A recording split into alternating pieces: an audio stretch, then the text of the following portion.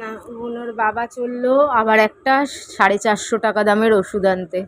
একটা 450 টাকার ওষুধ বলে দিয়েছে, ফোন করতে বলেছিল। 2-1 দিন নাকি ওখানে রিপোর্ট ফিপোর্ট করা বন্ধ থাকবে, কি ব্যাপার আছে বলল।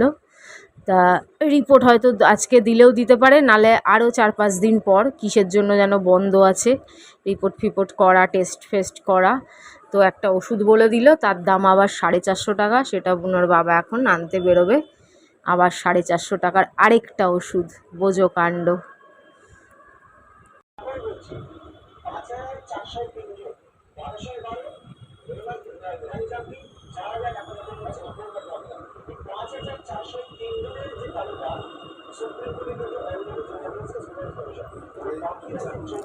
এই ওষুধগুলো শুধুমাত্র এই লাস্টের শরীর খারাপে এই 5-6 দিনের মধ্যে আনা ওষুধ, সারা জীবনের নয়, এই লাস্টের একবারের ওষুধ এগুলো।